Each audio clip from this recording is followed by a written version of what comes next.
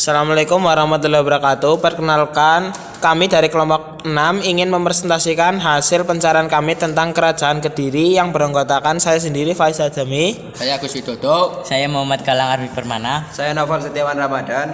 Saya Amelia Nada dan rekan saya Anissa Roy Hatoljana.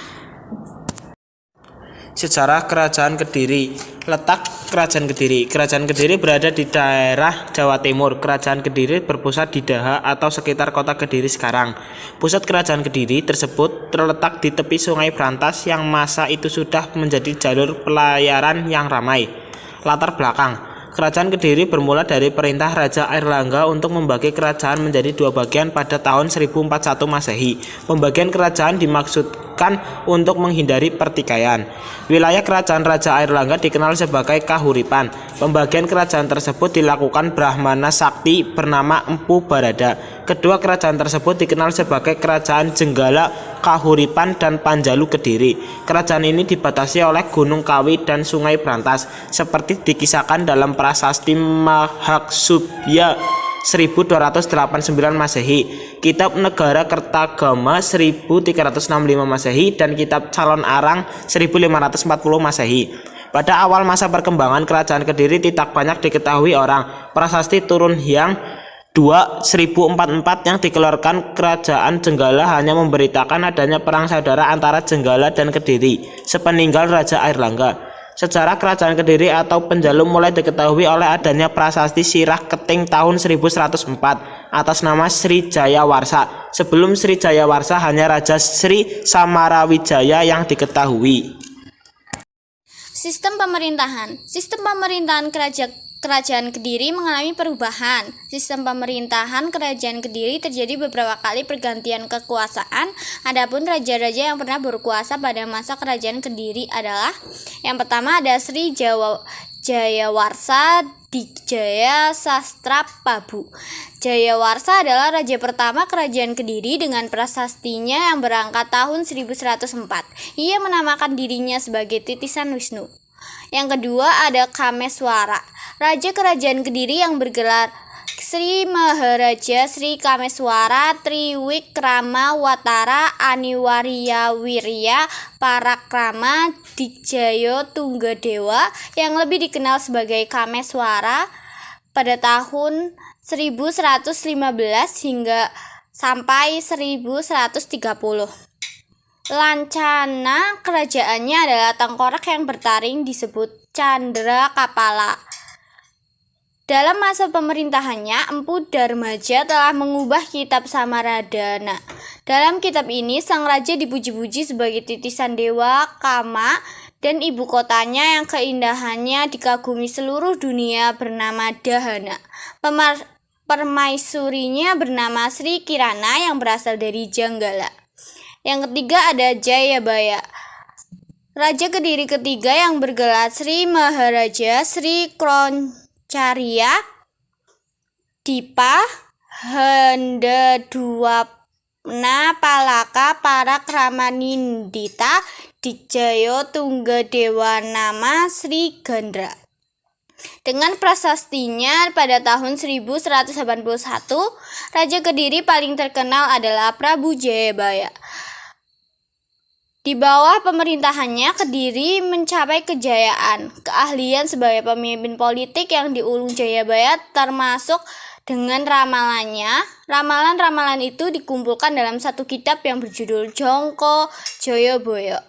Yang keempat ada Srengga Kertajaya.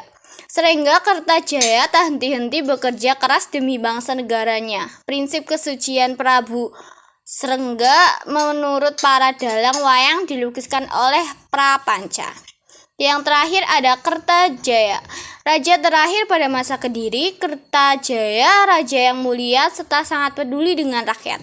Kertajaya dikenal dengan catur marganya yang berarti 4 jalan, yaitu Dharma, Arta, Kama, dan Moksa.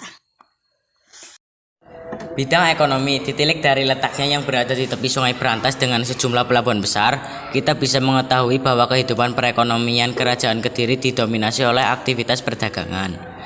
Meskipun demikian, masyarakat Kediri juga mengenal peternakan dan pertanian. Hasil kerajaan Kediri antara lain beras, kapas, dan ulat sutra. Dari hasil itulah penghasilan para pegawainya dibayar dengan menggunakan hasil bumi. Bidang kebudayaan. Di bidang kebudayaan, khususnya sastra, masa kahuripan dan Kediri berkembang pesat, antara lain sebagai berikut. Yang pertama, pada masa Dharma Wangsa berhasil disadur kitab Mahabharata ke dalam bahasa Jawa kuno yang disebut kitab Wirataparwa. Selain itu juga disusun kitab hukum yang bernama Siwasasana. Yang kedua, di zaman Airlangga disusun kitab Arjuna Wiwaha karya Empu Kanwa. Masa Jayabaya berhasil digubah kitab Bharatayuddha oleh Empu Sedah dan Empu Panuluh. Di samping itu Empu Panuluh juga menulis kitab Hariwangsa dan Gatot Kaca Sraya. Yang ketiga, masa Kameswara berhasil ditulis kitab Smaradhana oleh Empu Darmaja, kitab Lubdaka dan Wertasancaya oleh Empu Tanakung. Masa kejayaan, Kerajaan Kediri didirikan pada abad ke-11, tepatnya tahun 1045, dengan Raja pertama Sri Samarawijaya. Setelah 2 abad berdiri, Kerajaan Kediri mencapai puncak kejayaan pada masa pemerintahan Raja Jayabaya yang berkuasa sejak 1135 hingga 1159. Di bawah pemerintahan Jayabaya, Kerajaan Kediri berhasil memperluas wilayah kekuasaan hingga ke Kalimantan dan Kerajaan Ternate. Selama berkuasa sebagai raja, Jayabaya berhasil membuat sistem pemerintahan Kerajaan Kediri menjadi jauh teratur. Selain itu, hukum juga sudah diterapkan secara adil dan tegas. Masa kemunduran, runtuhnya Kerajaan Kediri terjadi pada masa kekuasaan Raja Kertajaya, seperti dikisahkan dalam kitab Pararaton dan Negara Kertagama pada tahun 1222. Kertajaya dianggap telah melanggar agama dan memaksa Brahmana menyembahnya sebagai dewa. Kaum Brahmana lalu meminta perlindungan Ken Arok. Ken Arok yang bercita-cita kemerdekaan Tumapel kekuasaan Kediri mencetuskan perang antara Kerajaan Kediri dan Tumapel di dekat desa Kanter. Keberhasilan Ken Arok mengalahkan Kertajaya menandai runtuhnya Kerajaan Kediri yang kemudian menjadi kekuasaan Tumapel atau Kerajaan Singasari. Peninggalan Kerajaan Kediri. Yang pertama ada Candi Panataran. Candi Panataran terletak di lereng Gunung Kelut, Blitar, Jawa Timur. Yang kedua ada Candi Mirigambar. Candi Mirigambar berada di daerah Sumber Gempol, Tulungagung. Dibangun pada 1214 Saka, candi ini memiliki relief unik dengan ukiran berbentuk sosok perempuan dan laki-laki. Yang ketiga, Prasasti Jaring. Prasasti Jaring saat ini dapat dijumpai di daerah Jaring, Kembangan, Blitar, Jawa Timur. Prasasti Jaring dibuat pada 1194 Masehi dan berisikan mengenai pejabat Kediri yang mempunyai gelar inisial dari nama hewan. Salah satunya macan kuning. Yang keempat ada Prasasti Ngantang. Prasasti Ngantang saat ini menjadi bagian koleksi di Museum Nasional. Tertulis pada 1057 Saka, Prasasti Ngantang berisi tentang pembebasan pajak tanah oleh Jayabaya untuk Desa Ngantang karena telah mengabdi pada Kerajaan Kediri. Yang kelima, Prasasti Kamulan. Prasasti Kamulan ditemukan di Desa Kamulan, Trenggalek, Jawa Timur pada 1194 Masehi. Keberadaannya sekarang menjadi koleksi Museum Wajakensis di Tulungagung. Pesan dalam Prasasti Kamulan ini mengenai berdirinya Kabupaten Trenggalek pada Agustus 1194 dan menceritakan kekuasaan Raja Kertajaya. Yang kelima, Kitab Kakawin Bharatayuddha. Kitab karangan Empu Sedah dan Empu Panuluh pada 1157 ini menceritakan peperangan di antara kaum Kurawa dan Pandawa. Saat ini kitab tersebut disimpan di Perpustakaan Dokumentasi Budaya Bali. Yang keenam, Kitab Samaradhana.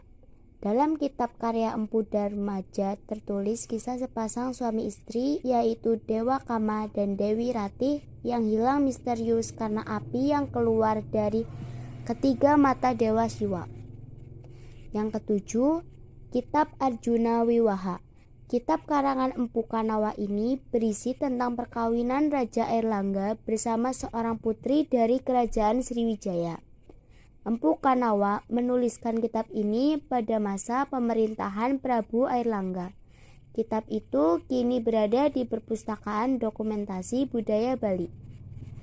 Yang terakhir ada Arca Buddha Vajrasattva. Arca Buddha Vajrasattva adalah patung peninggalan Kerajaan Kediri pada abad ke-10 yang sekarang menjadi koleksi Museum für Indische Kunst di Berlin, Jerman.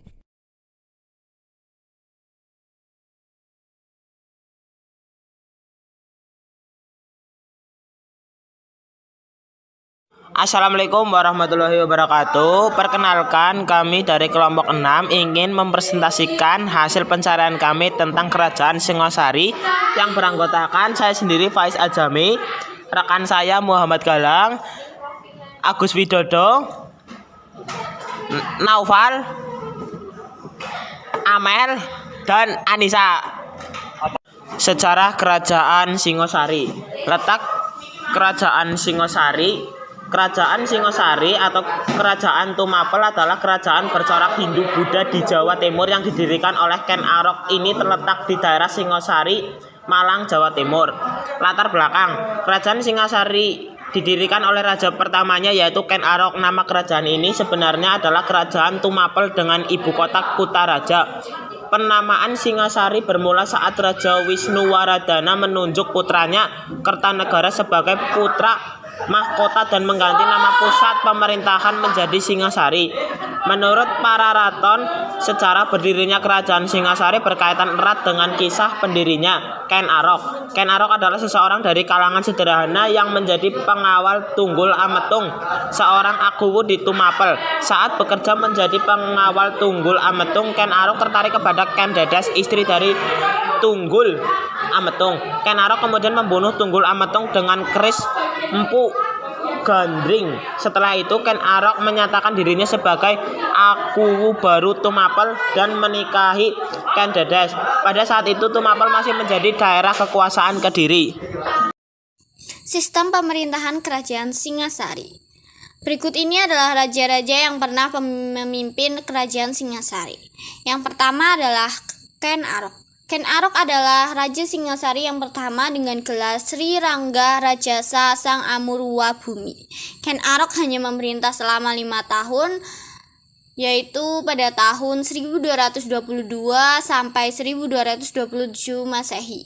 Pada tahun 1227 Masehi, Ken Arok dibunuh oleh seorang suruhan Anusapati atau anak tiri Ken Arok. Yang kedua ada Anusapati. Dengan meninggalnya Ken Arok, maka tahta kerajaan Singasari jatuh ke tangan Anusapati. Peristiwa kematian Ken Arok akhirnya terbongkar dan sampai juga ke Tohjoyo. Tohjoyo mengetahui bahwa Anusapati gemar menyambung ayam sehingga diundangnya ke Gedong Jiwa untuk mengadakan pesta sabung ayam.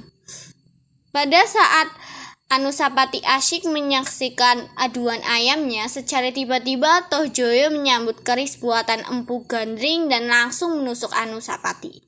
Yang ketiga ada Tohjoyo. Tohjoyo memerintah kerajaan Singasari tidak lama sebab Anusapati yang bernama Ranggowuni berusaha membalas kematian ayahnya dengan bantuan Mahesa Cempaka. Ranggowuni berhasil menggulingkan Tohjoyo. Yang keempat ada Ranggowuni. Ranggowuni menjadi raja kerajaan Singasari pada tahun 1248 Masehi dengan gelar Sri Jaya Wisnuwardana.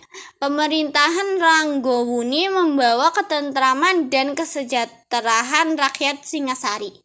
Pada tahun 1254 Masehi, Wisnuwardana mengangkat putranya yang bernama Kertanegara sebagai Yuwa Raja. Yang terakhir ada Kertanegara. Kertanegara memerintah Singasari dari tahun 1268 hingga tahun 1292. Ia merupakan raja terbesar kerajaan Singasari. Setelah naik tahta, ia bergelar Sri Maharaja Diraja Sri Kertanegara. Ia memiliki gagasan besar di bidang politik dan telah terkenal sebagai raja yang memiliki cita-cita meluaskan daerah kekuasaan meliputi seluruh Nusantara. Bidang ekonomi, ketika Ken Arok menjadi Aku di Tumapel, ia berusaha meningkatkan kehidupan sosial masyarakatnya. Terjaminnya kehidupan sosial masyarakat Tumapel mengakibatkan bergabungnya daerah-daerah di sekitarnya. Akan tetapi ketika masa pemerintahan Anusapati, kehidupan sosial masyarakat Singosari kurang mendapatkan perhatian. Baru pada masa pemerintahan Wisnuwardana, kehidupan sosial masyarakatnya teratur baik.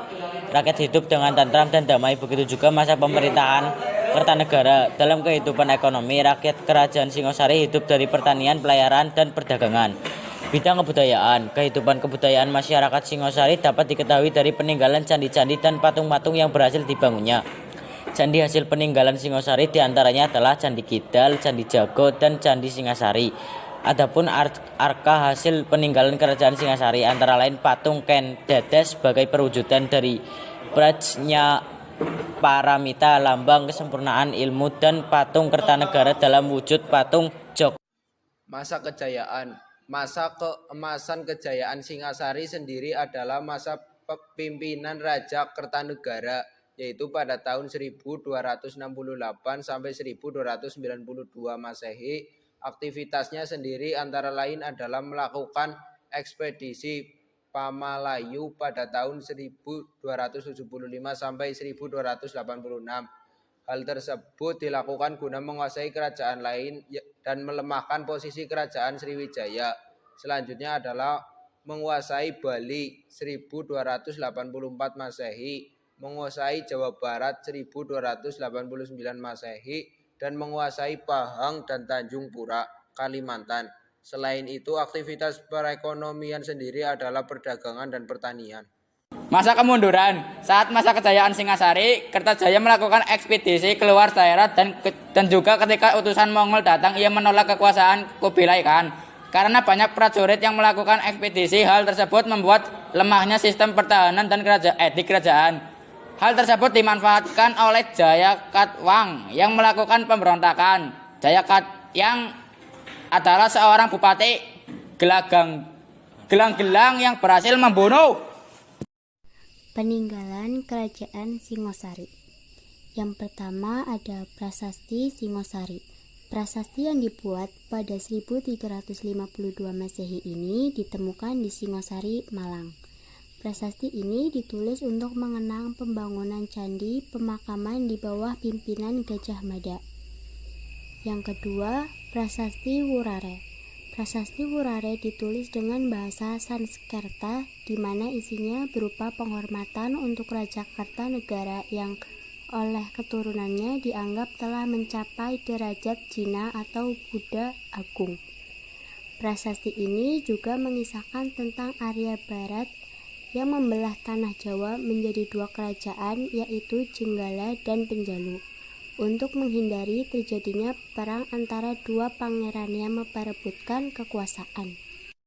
Yang ketiga, Arca Kendedes. Keempat, Arca Dawarapala. Kelima, Arca Anusapati. Keenam, Candi Kangenan. Candi Kangenan adalah peristirahatan terakhir untuk Ken Arok. Ketujuh, Candi Singosari. Candi berbentuk buncur sangkar ini terletak di desa Candirenggo, Kecamatan Singosari, Malang. Candi Singosari ini adalah tempat peristirahatan Raja Kertanegara. Kedelapan, Candi Jawi. Candi Jawi yang diperkirakan dibangun pada abad ke-13 ini terletak di desa Candi Wates, Kecamatan Prigen, Pasuruan. Dalam kitab Nagara Kertagama, Candi Jawi didirikan atas perintah Kertanegara sebagai tempat ibadah bagi umat Siwa Buddha. Kesembilan, Candi Jago. Kertanegara membangun candi ini sebagai penghormatan terhadap ayahnya, Srijaya Wisnuwardana alias Ranggawuni. Yang terakhir ada Candi Kidal. Candi Kidal adalah salah satu peninggalan kerajaan Singosari yang dibangun sebagai bentuk penghormatan atas jasa Anusapati, rajanya yang kedua secara arsitektur, Candi ini kental dengan budaya Jawa Timuran.